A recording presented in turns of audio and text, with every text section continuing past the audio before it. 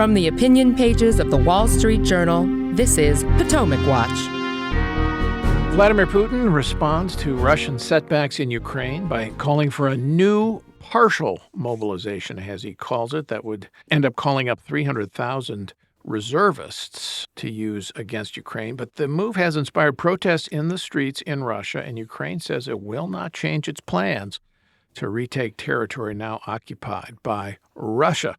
What comes next in that conflict? Plus, central banks around the world keep raising interest rates, and the U.S. Federal Reserve keeps leading the way with another 75-point increase. Does this raise the odds of recession? Welcome back. I'm Paul Gigot, here with Kim Strassel and Joe Sternberg. Welcome to you both. Let's start with Russia. Big gains by the Ukrainians in the last couple of weeks, and their offensive to retake territory that the Russians had conquered since February 24th, and now trying to make gains in the Donbass and in the south around Kherson as well.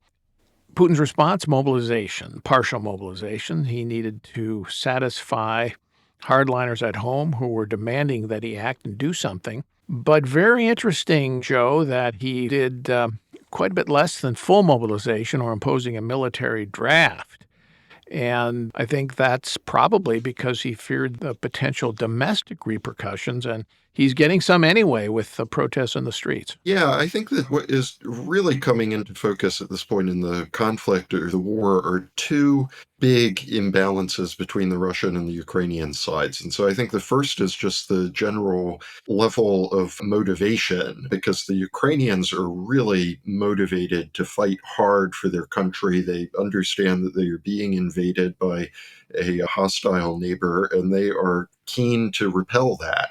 Whereas I think that what we are discovering in the wake of this partial mobilization, and that sort of already the evidence that there's a certain amount of resistance to that, both on the part of the Russians who would be mobilized and also on the part of the broader society, is that the Russian public does not feel as motivated about this conflict as perhaps Putin himself is. And I think that, that might be related to the second imbalance that's coming into focus here, which is just the basic understanding on both sides about what is happening, because the Ukrainians, the public in Ukraine, do understand that they are at war, whereas Putin has spent the past 6 months trying to downplay that as much as possible to the Russian public, with all of this talk about a special military operation, but coming far short of actually calling what he was doing there a war. And that seems to be setting up the situation where all of a sudden, 6 months into this conflict that he hasn't won yet, and in fact seems to be losing at the moment,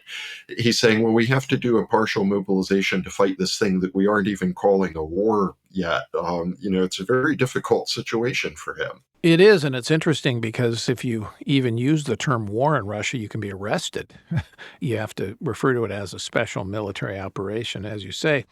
The other thing that's interesting to me, Kim, about this is that this mobilization, these 300,000 reservists, let's say it even goes ahead, there's no guarantee that these are actually going to help all that much in the military battle. They're reservists. A lot of them had previously been conscripts. They may have been out of uniform for a long time. The Russian reserves, as I understand it, are not as active as the U.S. reserves or National Guard. So a lot of these folks would going to need training. And then if you're not an effective soldier in a conflict like this, you are being served up, I hate to use the phrase, but cannon fodder. I mean, the casualties have the potential to be very high, and that won't help Putin as well. So the other side of this, though, is the threat of use of nuclear weapons. Putin said pointedly again that he will do whatever he can to defend Russian territory, and that Russian territory will now be extended soon because the occupied territories, 4 of them in Ukraine, are going to hold referenda on whether to join the Russian Federation. That's almost certain to pass. And then Putin will consider that Russian territory and then will defend it whatever means necessary, including with nuclear weapons. Yeah, well, first on the conscripts, it's worth recalling why Putin needs to do this now. And it's because he's already taken real casualties out on the field, because the people he already had, which were better trained or more prepared to go and do this, were inadequate to this fight. This is one of the main themes that have come out of this, is just how poorly prepared Russia's military was overall to do this. One striking number I looked it up again today. There have been an estimated 9 major generals or lieutenant generals who have been killed on the battlefield from Russia, either claimed or confirmed. And the reason for that is because the very poor morale and the lack of training within the troops that were already there was so bad that it required these senior leaders to essentially get out in front, which is not something you normally see in these kinds of military assaults. And so there's a real question on these conscripts, by the way, many of which there are reports that Putin is now recruiting inmates as part of this, but there's a real question about how they're going to train or maintain them. It's going to take a while to do that. And even then, the standards are fairly low. On the nuclear question, yeah, this is a big concern. Putin is pushing this issue, essentially creating this situation by setting up these referendum in these 4 occupied regions. And he is going to, no doubt, continue to rattle the nuclear saber and claim that then if Ukraine in any way touches these areas, it's invading the Russian homeland and that that's more justification to use nukes. But assuming that that is more of a hollow threat as it been in the past, there's also a risk to this strategy for Putin, and that if Ukraine continues to march into these areas and does take back more of that ground, he's going to have to explain to the Russian people how he is now losing what is officially in his mind, or what he has declared as Russian territory. Yeah, and Dmitry Medvedev, the former president of Russia, essentially a front man for Putin across his career, he came out and said that the nuke threat is real, and don't think that it won't reach around the world for any country supporting Ukraine if it continues to take territory. Joe, what impact do you think this is having on Western Europe, where the threat of the use of nuclear weapons has always, rightly, been of real concern, particularly to the Germans? Yeah, I have a strong suspicion that the specific intended audience for these nuclear threats is actually in Germany. Because if you think about what is happening on the ground in Ukraine right now, I mean, certainly the Ukrainian military has been making a lot of advances. The one thing that they really need is a continued flow of equipment coming from their Western partners and allies.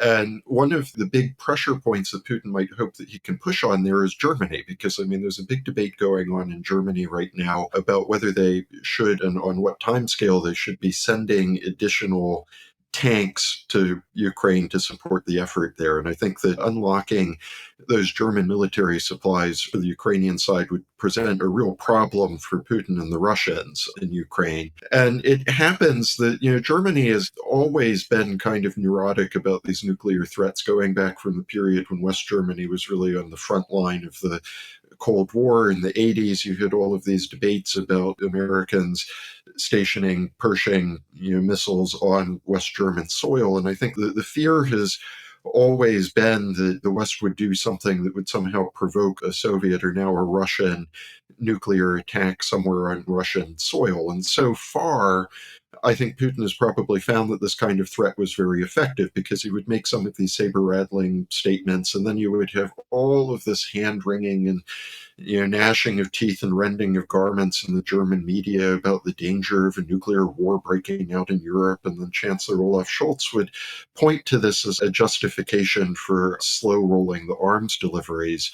What I think is interesting this time around is so far you're not seeing that same effect. After 6 months, I think the German public is rediscovering the resolve that they developed during the Cold War, and they're starting to wonder, is Putin just bluffing? Does he actually mean it? And so I'm cautiously optimistic that this kind of threat is going to have diminishing returns the more Putin makes this kind of bluff. Obviously, anytime you have the threat of nuclear weapons, you have to take it seriously. But Biden warned Putin against it.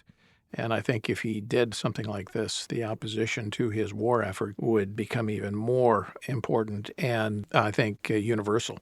Let's listen to a clip from Joe Biden at the United Nations General Assembly on the Ukrainian war.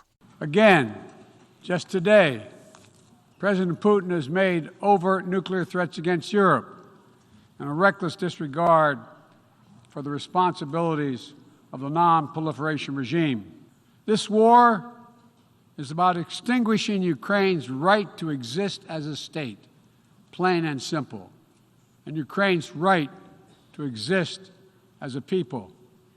Whoever you are, wherever you live, whatever you believe, that should make your blood run cold. Kim, the president, making a strong statement against Russia's invasion of Ukraine, which has been the hot topic at the General Assembly meetings in New York this week. Also, I don't see any flagging of U.S. support right now for Ukraine. And if anything, some of the critics on the left and the right are being more silent now in the wake of Ukraine's gains. I totally agree. It's interesting. Putin continues to say he's not isolated, but as you look out on the scene, that is increasingly not the case. In addition to Biden's speech, obviously, Liz Truss, the new Prime Minister of England, gave her first major foreign speech. She renewed her support. If you look at the General Assembly, Zelensky wanted to give his own speech. They had to vote on that. 101 voted in favor of letting him talk. He actually called out the very small handful of those who had gone on the record to oppose it, countries like Belarus, Cuba, Syria, just the kind of people you'd want as your allies if you were Putin, I guess.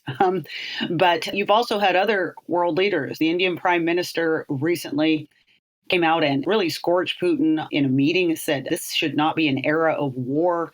Turkey's leader has suggested that Russia needs to leave Ukraine. China has not really publicly commented on this, but its support seems to be getting cooler. It's happy to go and buy all of the oil it can get at a discount, but it's not necessarily stepping up here. So, Putin's relying more on Iranian drones, I guess, but the world opinion here is solidifying around condemnation of this. And that might also be behind some of his more recent moves to hold these referendum and again resort to the nuclear threat, because he understands that he's not getting any more support on this. In fact, that the longer this goes on, the more desperate his position becomes, at least globally. Yes, and if they're going to continue to support Ukraine, the U.S. says I think they need to, now would be the good moment to accelerate the delivery of arms, including some of the more advanced weapons that Ukraine has been making good use of, HIMARS missile systems, which have been devastating on logistics for the Russians. But the U.S. has not delivered ATACMS missiles, which have a longer range, something close to 200 kilometers, but can be fired from HIMARS platforms. The U.S. has hesitated so far lest Ukraine use them against Russia proper, but Ukraine has promised not to, and right now it has plenty of targets inside Ukraine. So let's see if the administration will advance those weapons as well.